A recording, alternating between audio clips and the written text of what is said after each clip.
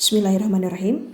Nah, untuk pertemuan kali ini saya akan menjelaskan tentang contoh dari penggunaan Smith chart.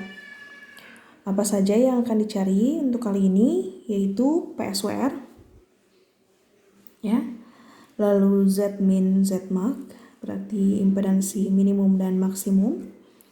Lalu ada admitansi pada beban, koefisien refleksi dan return loss.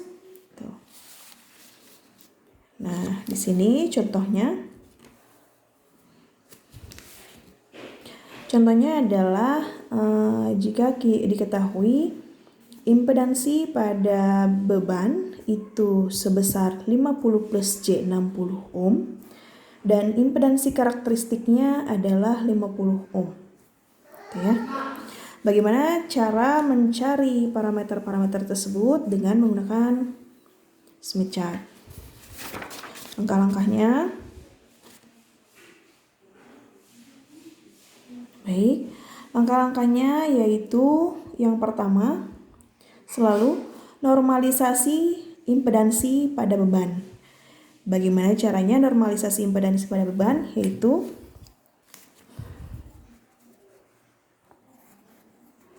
ZL ternormalisasi akan sama dengan ZL dibagi Z0, ya.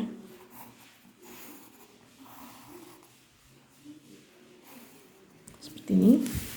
Atau pada pertemuan sebelumnya sudah dijelaskan bahwa normalisasi impedansi itu adalah ZL dibagi Z0 atau impedansi beban dibagi dengan impedansi karakteristik. Ini langsung saja. ZL ternormalisasi akan sama dengan ZL-nya adalah 50 plus J60, 50 plus J60 dibagi dengan impedansi karakteristiknya adalah 50 ohm. Didapat nilainya impedansi beban ternormalisasi adalah 1 plus J1,2.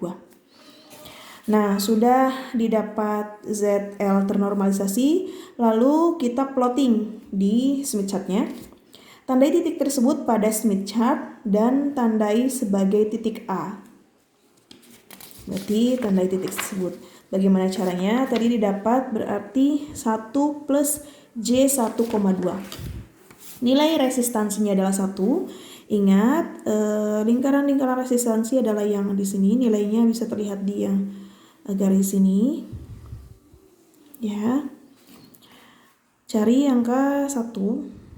Di sini berarti ya 1, berarti lingkaran yang ini ya, lingkaran resistansi 1, lalu nilai reaktansinya itu adalah 1,2. Tadi di sini 1, ini cari 1,2. 1,2. Ini terlihat di sini 1,2. Nah, di plotting di sini, titiknya di sebelah sini. Lalu plot, lalu tandai dengan titik A, yaitu ZL ternormalisasi sama dengan 1 plus J 1,2. Nah, setelah didapat titik ini, langkah selanjutnya adalah buat lingkaran dengan titik pusatnya 0,0 bidang kompleks koefisien pantul atau nilainya di titik ini, titik pusatnya. Lalu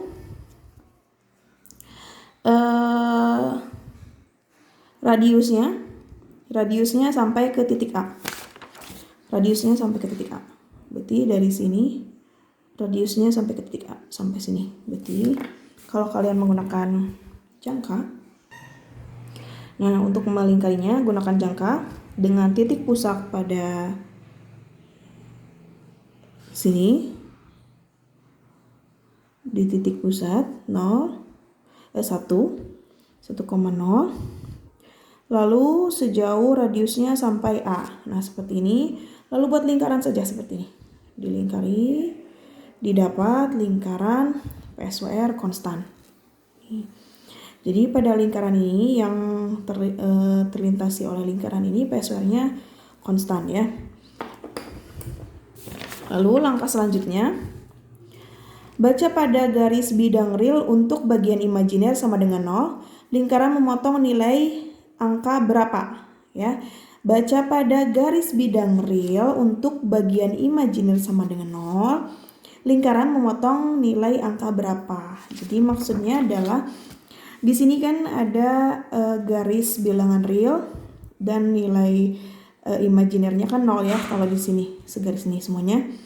Nah, cari yang perpotongan antara lingkaran ini dengan garis bilangan real ini, yaitu di sini ya. Tandai dengan tanda titik B. Ini titiknya ada di, kalau dibaca adalah sekitar 3,1 ya, 3,1. Nah, titik B sama dengan 3,1. Nah, 3,1 ini adalah menunjukkan nilai dari PSWR. Maka besar nilai PSWR-nya adalah 3,1. Ya, seperti itu. Lalu kalau kita langkah selanjutnya, untuk mengetahui berapa jauh terjadinya impedansi maksimum dari beban. Nah, tadi kan yang ditanyakan itu ada nilai PSWR, Zmin, Zmax, YL, dan lain sebagainya. Nah, untuk mencari nilai impedansi maksimum dan minimum, itu bisa dicari jarak dan besarnya. Nah, untuk mencari jaraknya, dari beban, tarik garis dari pusat lingkaran menuju titik A. Tarik garis dari pusat menuju titik A sampai memotong lingkaran terluar Smith chart. Nah, jadi caranya adalah tarik garis dari sini ke sampai ujung terluar dengan menggunakan penggaris. Ya, dari titik pusat sampai ke memotong titik A sampai memotong garis terluar Smith chart. Ini ya. Lalu karena ini baca garis lingkaran wavelength toward to generator ya. Seberapa jauh dari, bisa kan, mengetahui berapa jauh terjadi impedansi maksimum dari beban. Berarti dari beban menuju generator. Dari beban menuju generator. Lihat lingkarannya. Wavelength toward generator. Dari beban menuju ke generator. Berarti lihat nilai yang di atas ini. Ya. Di sini ya, yang nilai paling atas. Ini sekitar 0,168 ya. Lebih sedikit. 0,168 didapat, nilainya adalah 0,168. Nah, lalu selanjutnya kan sudah dapat nih 0,1. Hitung selisih dari titik B ke titik yang tadi didapat ya. Hitung dari titik B ke titik tadi yang didapat. Titik B kan di sini ya. Titik B ini di sini. Jadi kalau kita tarik garis lagi ke sampai menuju lingkaran terluar, itu akan didapat 0,25 atau 1/4 lambda ya. Nah, nanti untuk mendapatkan jaraknya adalah tinggal 0,25 dikurangi 0,168 ya. Nah, ini caranya.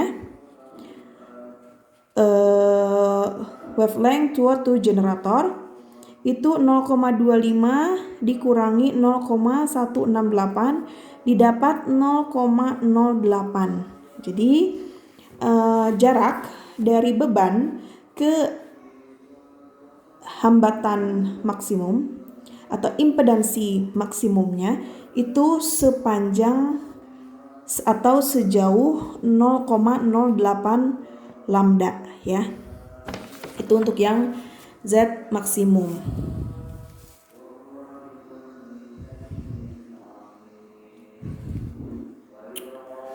Seperti itu.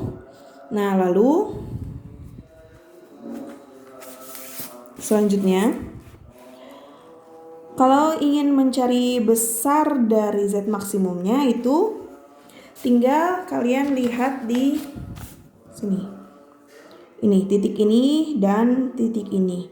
Ini untuk mendapatkan informasi impedansi maksimum dan impedansi minimumnya. Kalau impedansi maksimum kalian lihat di titik ini dan impedansi minimum itu di titik ini ya. Nah, impedansi maksimumnya tinggal dilihat di sini kan 3,1 dan impedansi minimumnya di sini 0,32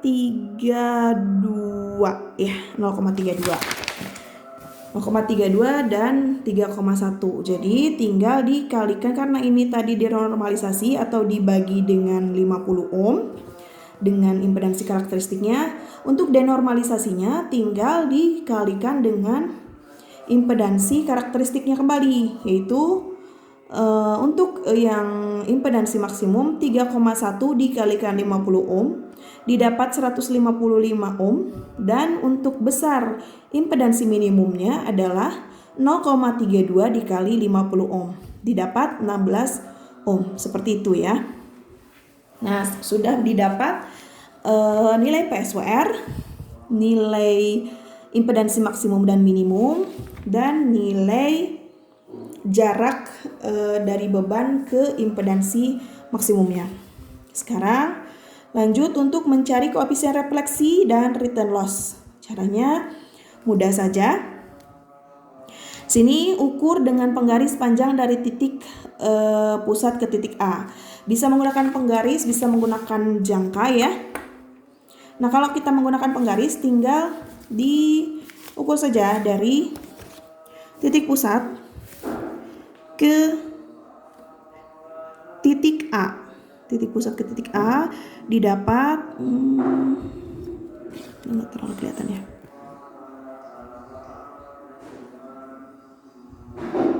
4,2. Nah, didapat 4,2 nanti tinggal dipindahkan ke ada beberapa garis di bawahnya. Ini untuk koefisien refleksi, return loss, SWR dan lain sebagainya. Nah, caranya tadi kan 4,2 dari titik center ini. Kita cari 4,2. Ini didapat di sini. Nah, ini saya sudah gariskan 4,2 ya. Nah, nanti didapat garis yang ini. Nah, ini memotong 1, 2, 3 garis yang paling atas ya. Nah, setelah didapat seperti ini, tinggal dilihat nilainya. Dilihat nilainya. Ini untuk koefisien refleksi, dilihat dari sini. Ini adalah 0,52 ya, terlihat ya. 0,52. Terus untuk return loss-nya yang atas ini, yang ini itu adalah 5,6 ya. 5,6 untuk return loss, dan koefisien refleksi itu adalah 0,52. Nah, ingat untuk koefisien refleksi itu memiliki nilai magnitudo dan nilai sudut. Nah, ini yang di sini itu adalah merupakan nilai magnitudnya. Nah, lalu setelah itu sudah didapat garisnya dan nilai-nilainya.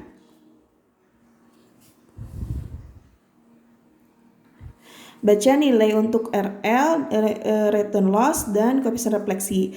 Return loss itu didapat 5,6 dB. Dan koefisien refleksinya itu adalah 0,52. Nah, ini untuk mencari sudutnya itu caranya adalah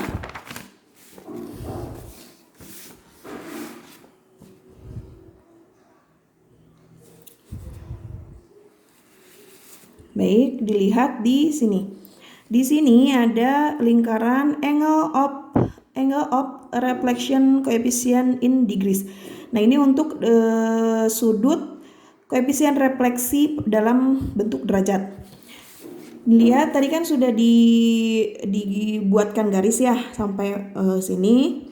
Kalian lihat di sini ini di angka berapa? Di angka berapa? Ini sekitar 52, 54, 56, 58, berarti 59 di sini ya. 59 derajat. Berarti kita tuliskan 59 derajat. Seperti itu. Jadi nilai magnitudenya adalah 0,52 dan sudutnya adalah 56 derajat. Seperti itu. Nah, ini jadi sudah didapat nilai PSWR adalah 3,1. Terus nilai impedansi maksimum dan minimum adalah 155 dan 16. Return loss-nya adalah 5,6 dan koefisien refleksinya adalah 0,52 dengan sudut 59 derajat. Seperti itu. Lalu satu lagi yaitu admitansi, nilai admitansi. Nah, untuk mencari nilai admitansi itu mudah saja. Tinggal kalian tarik garis dari titik A ke titik pusat sampai ke bawah memotong lingkaran PSWR konstan ini. Nah, sini. Jadi satu garis ini. Nah, nanti dibuat titiknya, diplot. Lalu dilihat nilainya. Resistansi dan reaktansinya berapa. Nah, di sini saya dapatkan adalah 0,41 min J 0,49 ya, gitu. Jadi seperti itu. Mudah ya. Nah, untuk nilai-nilai dengan menggunakan rumus manualnya saya juga sudah gunakan. Nah, di sini untuk koefisien refleksi itu akan sama dengan ZL min Z0 per Z0 plus Z0 itu akan sama dengan 50 plus J. Oh, maaf.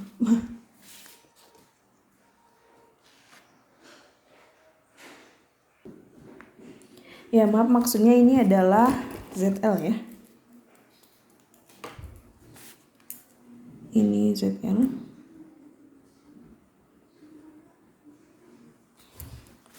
ZL plus Z0. Berarti tinggal masukkan nilainya adalah 50 plus 60 J60 min 50 dibagi dengan 50 plus J60 plus 50. Nah, karena ini nanti didapat J60 per 100 plus J60. Karena ini masih ada J di bawah, kita kalikan dengan konjugatnya. Nanti didapat nilainya adalah sama dengan 0,265 ditambah dengan 0,44 J. Nah, nanti dibuat bentuk polarnya yaitu 0,51449 dengan sudut 59,09 derajat. Kita bandingkan dengan tadi menggunakan Smith chart yaitu 0,52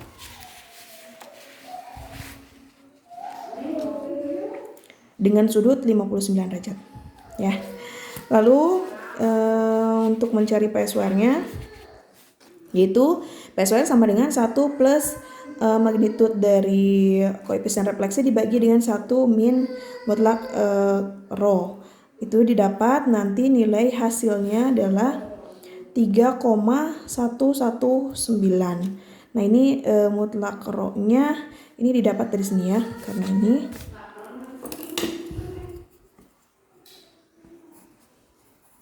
mutlak rho ini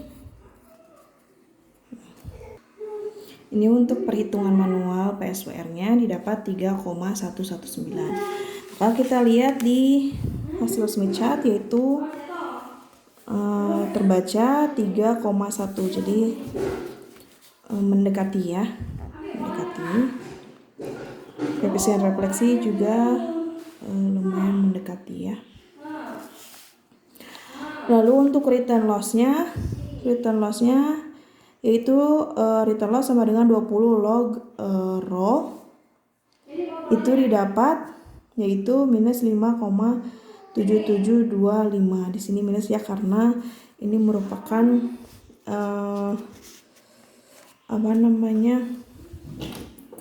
daya yang hilang ya. Nah, kalau di Smith chart itu terbaca adalah nilainya 5,6. Jadi nilainya tidak berbeda jauh ya. Ini 5,7 dan ini 5,6. Jadi ini sebenarnya adalah minus ya. Gitu. Nah, seperti itu. Nah, silakan untuk yang admitansi itu tinggal kalau kalian untuk mencari dengan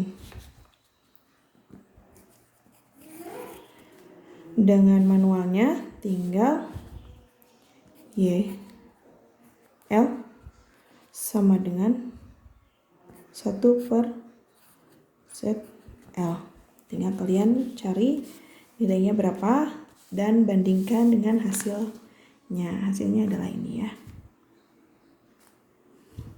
Nah, untuk video kali ini sampai sini untuk contoh penggunaan Smith chart.